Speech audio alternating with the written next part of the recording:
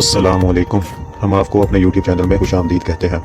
آج ہم آپ کے لیے کہانی کا دوسرا حصہ لے کر آئے ہیں۔ کہانی کا عنوان تھا سچی کہانی ایک لڑکی کی زبانی۔ یہ کہانی اس لڑکی کی ہے جس لڑکی نے خود اپنا گھر تباہ کر لیا۔ اس کہانی کا پہلا حصہ ہم اپنے چینل میں اپلوڈ کر چکے ہیں، آپ چینل وزٹ کر کے دیکھ سکتے ہیں۔ اب کہانی کا دوسرا حصہ شروع کرتے ہیں۔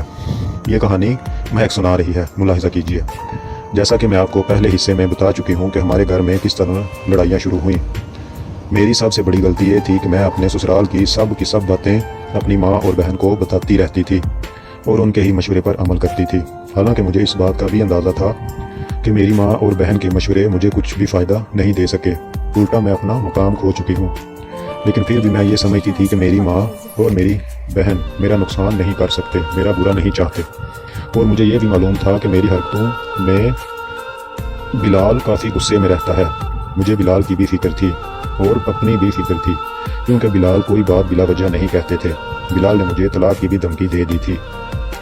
میں اب کافی سمجھنے لگی تھی اور اب میں بہت کم لڑائی کرتی تھی اور گھر کے کام کاج بھی کر لیتی تھی۔ صرف یہ کام میں نے اپنے دماغ سے سوچ کے کیا۔ مجھے میری ماں اور بہن نے ایسا کرنے سے منع کیا تھا کہ گھر کے کام وغیرہ تمہاری نند کرے گی، تم نے نہیں کرنے۔ اب پتہ نہیں میری ماں ایسا کیوں کہہ رہی تھی۔ خیر میں نے اپنے آپ کو بدلنا شروع کیا۔ میں کوشش کرتی تھی کہ کوئی خوش ہو یا نہ ہو، پر بلال مجھ سے ناراض نہیں ہونا چاہیے۔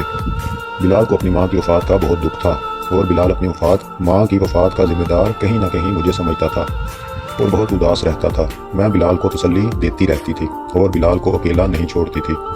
کچھ دن تک میں نے اپنے سسرال کے معاملات اپنے میکے میں ڈسکس بالکل نہیں کیے اور تقریباً 6 ماہ بہت آرام سے گزر گئے۔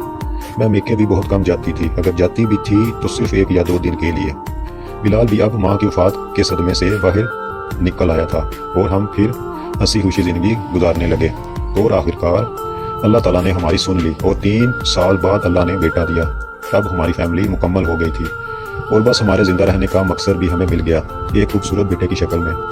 یہاں میں آپ کو ایک بات بتا دوں کہ میں اپنے سسرال میں اکیلی لڑکی تھی، میرے علاوہ اس گھر میں کوئی دوسری عورت نہیں تھی۔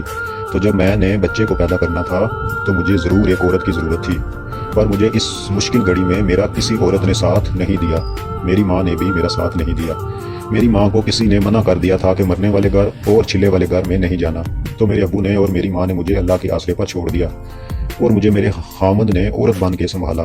15 دن میری خدمت کی، مجھے ہر لحاظ سے بلال نے سپورٹ کیا، پر میں اپنی ماں سے ناراض نہیں تھی، کیونکہ مجھے بھی امی کی بہت فکر تھی کہ میری امی نے جو کیا بالکل ٹھیک کیا۔ بلال نے مجھے یہ بات کئی دفعہ یاد کروائی کہ تمہاری ماں تمہیں تمہارے مشکل ٹائم میں تمہارا ساتھ چھوڑ گئی اور تمہارے کام نہیں آئی۔ یہ حقیقت بھی تھی، پر میں بلال سے لڑتی تھی کہ میری ماں میرے لیے اپنی جان بھی دے سکتی ہے، مجبوری کی وجہ سے مجھے نہیں سنبھال سکی۔ اس ٹائم میں تو نہیں سمجھ سکی، پر اب ساری سمجھ آ گئی ہے۔ جب میں چلے میں تھی تو میرے گھر میرے میکے والوں میں سے کوئی نہیں آیا۔ جب چلہ ختم ہوا تو سب کا پیار جاگ اٹھا اور آئے روز میرے میکے والے آتے رہتے تھے۔ بس میں بھی پھر واپس انہی کی ہو گئی اور اپنے بیٹے کو لے کر زیادہ تر میکے میں ہی رہنے لگی۔ بلال نے اپنے بیٹے کا نام حمزہ رکھا تھا۔ اب میرے سسرال میں کوئی عورت نہیں تھی تو بلال اور اس کے ابو بہت تنگ ہوتے تھے اور بلال مجھے بہت ناراض بھی ہوتے تھے۔ ایک دفعہ بلال مجھے لینے میرے میکے آیا تو میری ماں کہنے لگی ابھی 4 دن اور میکے رہنے دو، 4 دن بعد آ کے لے جانا۔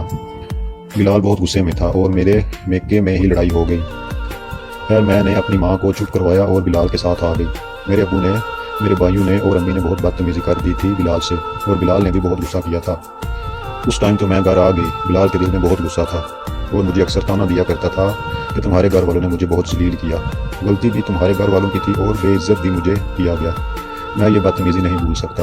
اب ہماری زندگی ایسے ہی گزر رہی تھی کہ صرف ایک جھٹکا لگنا تھا اور ہمارے راستے الگ ہو جانے تھے۔ بلال نے کافی جرأت کا مظاہرہ کیا اور اپنے آپ کو سنبھالتا رہا، زندگی کی گاڑی کو دھکا دیتا رہا۔ گھر میں کھانے پکانے والا کوئی نہیں تھا، کپڑے دھونے والا کوئی نہیں تھا، صفائی کرنے والا کوئی نہیں تھا۔ میں 10 دن 15 دن اپنے میکے جا کے رہا کرتی تھی۔ پیچھے بلال، اس کے ابو کا کیا حال ہوگا، کس طرح رہتے ہوں گے، میں نے بالکل نہیں سوچا، نہ ہی مجھے کسی نے سوچنے دیا۔ بلال کا گھر بھی کافی بڑا تھا، مجھ سے گھر سنبھالنے بھی نہیں ہوتا تھا اور کھانا وغیرہ بھی وقت پر نہیں بنتا تھا۔ میں کپڑے بھی نہیں دھو پاتی تھی، مجھے عادت ہی نہیں تھی، تو اس بات پر لڑائی جھگڑے ہونے لگے۔ میں حد سے زیادہ بدتمیزی کر دیتی تھی، بلال سے بھی اور بلال کے ابو سے بھی۔ شادی کو 5 سال ہو چکے تھے اور اب تو بلال ایک چھوٹی سی بات بھی برداشت نہیں کرتا تھا۔ जब मैं बिलाल से बदतमीज़ी करती तो बिलाल मुझ पर हाथ भी उठाने लगा था, क्योंकि मैं बदतमीज़ी ज़रूरत से ज़्यादा कर देती थी। एक दफ़ा ऐसा ही हुआ था, बिलाल ने मेरे ऊपर हाथ उठाया। मेरे अब्बू में मुझे लेने आए हुए थे। मैं अब अपने मेके में बैठी थी, क्योंकि मुझे अब्बू वापस अपने घर ले गए। मेरी माँ कहती थी कि बेटे के पीछे बिलाल ज़रूर आएगा, थोड़ा सब्र करो, इसको अब ठीक करेंगे। हालांकि ठीक तो मैंने होना था, लेकिन मेरी माँ ने होना था। लेकिन मेरी माँ बिलाल को और उसके अब्बू को ठीक करना चाहती थी। एक माह गुजर गया। बिलाल एक माह के बाद अपने बेटे से मिलने आया तो मेरे अब्बू और भाई ने बिलाल को बेटे से ना मिलने दिया। मुझको पता भी नहीं चला कि मेरे अब्बू ने और बिलाल का झगड़ा हुआ, और मेरे अब्बू और भाइयों ने बिलाल को मारा और गालियां भी दी और धक्के भी दिए। धक्के देकर घर से बाहर निकाल दिया।